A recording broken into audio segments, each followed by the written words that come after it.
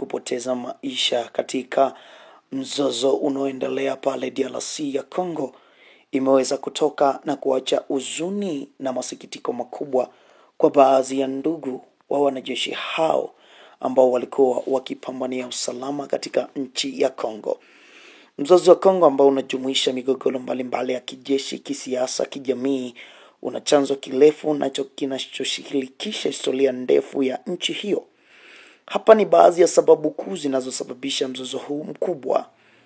Moja kabisa ni ukoloni wa Ubelgiji mwaka 1885 hadi 1960. Ukoloni wa Ubelgiji, Kongo ilikuwa ni koloni la Ubelgiji kuanzia mwaka 1885 chini ya mfalme Leopold wa pili ambaye alitumia rasilimali za nchi hiyo kwa manufaa yake mwenyewe akitumia utawala wa kikatili wa kimabavu. Mamilioni ya Wakongole walikufa kutokana na utumwa, kazi ngumu na mateso. Hali hii iliacha majeraha makubwa katika jamii za Kongo. Hata baada ya Kongo kuwa koloni rasmi la Ubelgiji mwaka 1908, utawala huo au kufanya jitihada za kutosha kuendeleza miundombinu ya nchi hiyo wala kutoa elimu kwa raia. Hii iliasili sana maendeleo ya nchi baada ya uhuru. Lakini mbili ni uhuru na vita vya kwanza vya kiraia mwaka 1960. Kongo ilipata uhuru kutoka kwa Ubelgiji mwaka 1960. Hata hivyo uhuru huu uliletwa na changamoto kubwa za kiutawala, kwani nchi ilikuwa na mgawanyiko mkubwa wa kikabila, kiutamaduni na kimaeneo. Rais wa kwanza Patrice Lumumba alikuwa kiongozi maarufu aliyejitahidi kuleta umoja, lakini alikumbana na upinzani kutoka kwa baadhi ya viongozi wa kikabila na pia serikali za kimataifa. Baada ya uhuru, mivutano ya kikabila iliongezeka hasa katika maeneo ya mashariki na kusini mwa Kongo ambapo makabila ya Tusi, Hutu na Luba walikuwa na migogoro ya kutafuta ushawishi. Mwaka 1961 tukumbuke kabisa kwamba aliuliwa Patrice Lumumba. Mauaji ya Lumumba, kifo cha Rais Patrice Lumumba mwaka 1961 kilikuwa kipengele cha muhimu katika kuanzisha mizozo ya kisiasa. Lumumba aliuawa na kundi la waasi lililosaidiwa na Ubelgiji na Marekani kwa madai kuwa alikuwa na misimamo wa kushirikiana na Umoja wa Kisovieti. Mauaji ya Lumumba yalichochea hasira kubwa katika jamii ya Kongo na kuasili zaidi usalama wa uongozi wa nchi hiyo. Hata hivyo, watu wengi wanadai ya kwamba mzozo wa Kongo hauwezi kuisha kutokana na mauaji ya Patrice Lumumba ambaye aliuliwa mwaka 1961. Lakini tukumbuke kabisa kwamba dikteta Mobutu ambaye aliongoza Kongo mwaka 1965 hadi 1997. Tukumbuke baada ya vita vya kiraia vya mwaka 1960 na kuanguka kwa serikali ya Lumumba, Mobutu Sese Seko alichukua madaraka mwaka 1965 kupitia mapinduzi. Alitawala nchi kwa njia ya kidikteta kwa miongo mitatu. Hata hivyo, utawala wake ulijulikana kwa ufisadi mkubwa, uonevu na kutekeleza sera za udikteta ambazo zilichochea hasira kubwa. Serikali ya Mobutu iligawanyika na kupambana na makundi ya waasi mbalimbali, ikiwemo ni pamoja na vita vya ndani na uingiliaji wa nchi za majirani kama Rwanda pamoja na Uganda. Lakini tukumbuke kabisa kwamba mwaka 1998 hadi 2003 vita vya Kongo, vita vya pili vya kiraia vya Kongo vilianza mwaka 1998 na kuhusisha makundi ya waasi kutoka Kongo, Rwanda, Uganda na nchi nyingine za kanda. Kundi la waasi la RCD, yani Lasment Congolais Populaire Democratique, lilianzishwa na kuungwa mkono na Rwanda na Uganda, huku serikali ya Kongo ikisaidiwa na nchi kama Angola pamoja na Zimbabwe.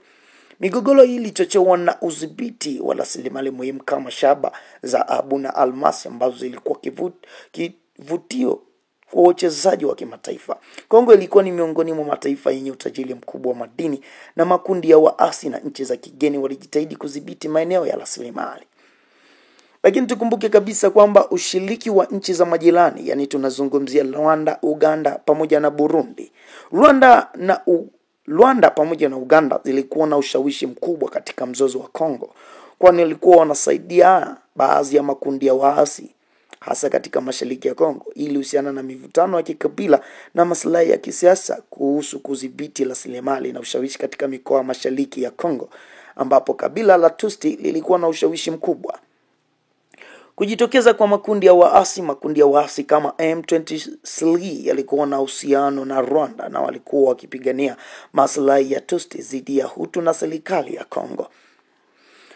Lakini tukumbuke kabisa kwamba Kabila na mapinduzi ya mwaka 1997, Laurent Desire Kabila aliongoza mapinduzi ya kumng'oa Mobutu mwaka 1997. Alijulikana kwa kutangaza uhuru wa Kongo na kupigana na vikundi vya waasi, lakini alikosa utulivu na aliingia katika vita vya ndani, hasa baada ya kutokea kwa migogoro na makundi mbalimbali ya kikabila. Lakini tukumbuke kwamba eneo la mashariki la Kongo, hasa mikoa ya North Kivu na North Kivu, limeendelea kwa kivutio cha migogoro. Makundi ya waasi kama M23, yani Machi 23 Movement, yamekuwa na ushawishi mkubwa katika mizozo ya kijamii na kijeshi. Migogoro ya kikabila, ugavi wa rasilimali na ushawishi wa majirani wa Kongo bado vinachangia usalama wa mikoa hiyo. Umoja wa Mataifa umeweka vikosi vya kulinda amani nchini DRC tangu mwaka 1998, lakini changamoto kubwa za kisiasa na za kijeshi bado zipo. Watu wanauliza ni kwa nini Umoja wa Mataifa uweke vikosi vya kulinda amani nchini DRC tangu mwaka 1999, lakini mpaka leo amani imekuwa ni ya kutafutiza katika nchi ya Kongo. Lakini tukumbuke kabisa kwamba ukoloni wa Ubelgiji ulianzisha mifumo ya kiutawala kwa nguvu bila kujali tamaduni na mahitaji ya Kongo. Kongo ilikumbwa na migogoro baada ya kupata uhuru, ikiwa ni pamoja na mauaji ya Patrice Lumumba na vita vya kisiasa. Utawala wa Mobutu ulikuwa na ufisadi na ukandamizaji na ulisababisha mivutano ya kisiasa na kijamii. Lakini migogoro ya kikabila na udhibiti wa rasilimali muhimu kama madini ulifanya mzozo kuwa mkubwa na wa muda mrefu. Mzozo wa Kongo unahusisha mambo mengi ya kihistoria, kisiasa na kiuchumi, na licha ya jitihada za kidiplomasia unaendelea kuathiri nchi na kanda nzima. Hii ni Koni Online TV, jina langu naitwa Dox Nilan wa Koni Online TV. Asante kwa kunisikiliza, na nikwambie tu ya kwamba idadi ya vifo imeendelea kuongezeka katika mji wa Kongo kutokana na kile ambacho kinasadikiwa ya kwamba utajiri ambao upo katika nchi ya Kongo umeakisi kwamba ni mambo mengi sana yanaweza kaendelea kutokea. Labda pengine tuangalie, watu wengi sana wanamtazamia Felix Tshisekedi kama anaweza akadhibiti mgogoro huu ambao umeendelea kutokea kwa muda mrefu. Tukumbuke kabisa kwamba Kongo tangia iweze kupata uhuru hakujawahi kutulia. Kongo imekuwa ikiwa watoto wa mama na wa baba. Imekuwa ni nchi ambayo inaongoza kwa umwagaji wa damu kuliko nchi nyingine yoyote. Kongo, tukumbuki kabisa kwamba kitu kinachopunza zaidi ni ile rasilimali ambayo ipo katika ardhi, na kila mmoja anaitamani kuimiliki, na kila mmoja anatamani kuongoza nchi ya Kongo, ikiwa ni nchi ambayo ina ukubwa wa kama bara la Asia. Watu wengi wamedai ya kwamba ukubwa wa Kongo ndio unafanya kwamba Kongo ishindwe kutawalika kirahisi. Labda pengine ningeshauri, labda pengine Kongo iweze kugawanywa mara 3 hata mara 4 ili kuweze kuwa na utulivu wa kisiasa katika mji wa Kongo. Asante kwa kunisikiliza na nikutakie wakati mwema. Niache comment kupitia comment section. Je, mtu akikwambia uweze kuishi Kongo, je, utaishi Kongo au ni bora uishi Tanzania? Ni bora ugali dagaa kwenye mani kuliko wali nyama vitani. Asante kwa kunisikiliza.